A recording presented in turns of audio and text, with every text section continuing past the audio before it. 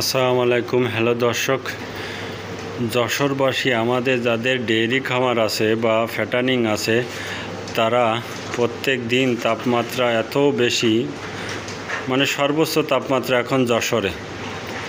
এর ভিতরে গরুগুলো নিয়ে অনেক সমস্যায় আমাদের দিন কাটাতে হচ্ছে। গরুদের 4 বার করে গোসল করানো হচ্ছে, সকালে, দুপুরে, আপনার সন্ধ্যার সময়, আবার রাত 10টার সময়। ফ্যান তো এইভাবে 24 ঘন্টা চলতেছে, তারপরেও মানে গরুগুলো নিয়ে স্বস্তি পাচ্ছি না আমরা। কখন কি সমস্যা হয়ে যায়, এত টাকার গরু। আপনারা সবাই দোয়া করবেন আমাদের এই গরুগুলো ভালোভাবে সুস্থ থাকে, কেননা একটি খামারে একটি দুর্ঘটনা ঘটে গেলে কত বড় ক্ষতি সেটা বলে শেষ করা যাবে না। আল্লাহ যেন কারোর খামারে এই কাজটা না দেয়। অনেক পরিশ্রম করতে হচ্ছে এদের পিছনে, এখন অতিরিক্ত পরিশ্রম। সব সময় দেখাশুনো করতে হচ্ছে এই দুপুরবেলার টাইমটুকু, কারণ এই সময় গরুদের মুখ দিয়ে যখন জাগর কাটতেছে, কিছু কিছু গরু নালা বের করতেছে। সাথে সাথে গোসল করানো হচ্ছে, এবং গোসল করানোর সাথে সাথে আপনারা অবশ্যই এই কাজটা করবেন যে এই যে গরুর কপাল আছে, এই যে মাথার এই যে মাঝখানে, এই জায়গায় পানি দেওয়ার, বেশি পানি দেওয়ার চেষ্টা করবেন। এই জায়গায় পানি দিলে সমস্ত শরীর ঠান্ডা হয়ে যায়, এবং সমস্ত শরীর যাতে ভালোভাবে গোসল করায় দেবেন। কোনোভাবে যেন না হয়, কোথাও যাতে খালি না থাকে, পানি বরং ধরে রাখবেন ওদের ওপরে।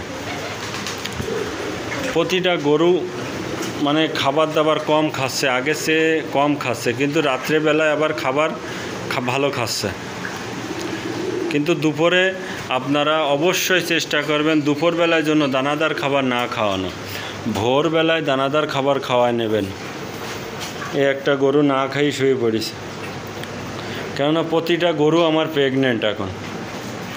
কারোর 5 মাস রানিং, কারোর 4 মাস, কারোর 3 মাস, এইভাবে সব রানিং আমার প্রতিটা গরু।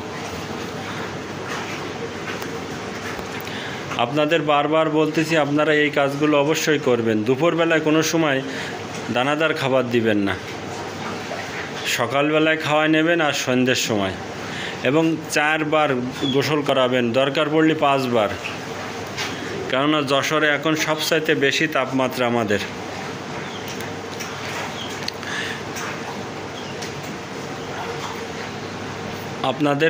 আপনাদের এই কথা আমি বারবার বলতেছি, কেননা অনেক গরু এখন স্ট্রোক করে মারা যাচ্ছে। এর মেন উদ্দেশ্য হলো অতিরিক্ত গরম, কেননা গরুগুলো অতিরিক্ত ঠান্ডার সময় কিছু হয় না, কিন্তু গরম এরা সহ্য করতে পারে না। দেখবেন যেসব গরু স্ট্রোক করবে, সাথে সাথে পা খোঁড়াবে, সাথে সাথে শুয়ে পড়বে, মুখ দিয়ে লালা বের হবে, মানে অনেক কিছু বের হবে, মানে হাঁটুর মালা, গিরে ঠিরেগুলো মানে ভালোভাবে দাঁড়াতে পারবে না, কষ্ট হয়ে যাবে। এই জন্য অবশ্যই এদেরকে খেয়াল রাখবেন, আর বেশি করে ভিটামিন সি খাওয়ানোর চেষ্টা করবেন। ভিটামিন সি যেরকম কাগজি লেবু আছে, দেখবেন কম টাকার ভিতরে আপনি কাগজি লেবু খাওয়াতে পারেন। কারণ আমাদের যশোর প্রত্যেক দিন রেকর্ড ভাঙতেছে 43, 42, 43.8, 9 এরকম তাপমাত্রা। কিন্তু অন্য অন্য ডিস্ট্রিক্টে একটু কম আছে, তারপরে বর্ষাও হচ্ছে কিছু কিছু এলাকায়, কিন্তু আমাদের এখানে বর্ষা নেই, তারপরেও অতিরিক্ত গরম। গরুগুলো খাওয়া দাওয়া পুরো বন্ধ করে দিয়েছে, দুপুরবেলায় তো এরা খায় না। এই দেখেন খাবার দিছি 8 জাতীয় খাবার, এটা কাঁচা ঘাস আর এই যে শুকনো খড়, আপনার যে নতুন খড় হয়েছে ধানের, সেই খড়, কাঁচা ঘাস আর খড় খায়নিও, না খাইয়ে থুয়ে দেছে। বেশি করে আপনারা চেষ্টা করবেন কাঁচা ঘাস আর খড় খাওয়ানোর।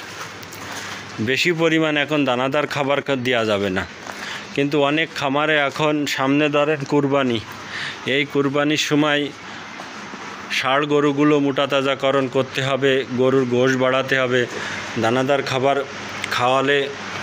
খাওয়াতে হবে। আসলে দানাদার খাবার খাচ্ছে, অল্প খাচ্ছে, কিন্তু গোশের পরিমাণ দিন দিন ডেভেলপ করতেছে না। অনেকেই দেখেছি যে আপনার ফ্যাটানিংয়ে কোনো গরু এখন দানাদার খাবার খাওয়াচ্ছে, কিন্তু গরুর যে ওয়েট ছিল সে ওয়েটের থেকে আস্তে আস্তে কম হয়ে আসতেছে, কেননা অতিরিক্ত গরম। এই গরমে এরা কিভাবে থাকবে? অবশ্যই চেষ্টা করবেন যাতে কোনো সমস্যা না হয়। বারবার গোসল করা দেবেন, ছোট হোক বড় হোক সবগুলো। আমরা যারা প্রান্তিক খামারি, আমাদের আসলে এটি অবশ্যই জানা প্রয়োজন, এবং গোসল অবশ্যই 4বার 5বার করে গোসল করাবেন, যাতে বেশি ঠান্ডা আবার না লাগে। যেখানে আপনাদেরকে বললাম ওই জায়গায় পানি বেশি করে দিবেন। ফ্যান সবসময় ব্যবহার করবেন, ফ্যান। আর যদি শেড আপনার খোলামেলা হয় তাও ফ্যান ব্যবহার করবেন, ফ্যান কোনো সময় বন্ধ করা যাবে না। হ্যাঁ, ফ্যানেরও একটু রেস্টে দিবেন, অল্প একটু 1-1.5 ঘন্টা যখন গোসল করাবেন, বা রাত্রেবেলায় ভোরবেলায়, এই সময় আপনারা এই কাজগুলো অবশ্যই করবেন। আর দিনের দুপুরে দানাদার খাবার মোটেই দিবেন না, বেশি করে কাঁচা ঘাস খাওয়ানোর চেষ্টা করবেন। যত বেশি কাঁচা ঘাস খাওয়াবেন ততই আপনার জন্য ভালো, কাঁচা ঘাস আর খড়, কেননা আট জাতীয় খাবার এগুলো। কিন্তু দানাদার খাবার অতি প্রোটিন যুক্ত খাবার, যা খাওয়ালে অনেক সমস্যা দেবে। আর আপনি এখন যেন গাভীদেরকে ক্যালসিয়াম, জিঙ্ক এসব কিছু খাওয়াবেন না, কেন অতিরিক্ত গরম এখন।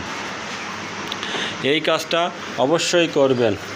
আমার এই ভিডিও ভালো লাগলে অবশ্যই সাবস্ক্রাইব করবেন, লাইক ও শেয়ার করবেন, কমেন্ট করে জানাবেন। অনেক ভাই এখনও সাবস্ক্রাইব করেননি, তারা তড়িঘড়ি সাবস্ক্রাইব করে আমার পাশে থাকবেন।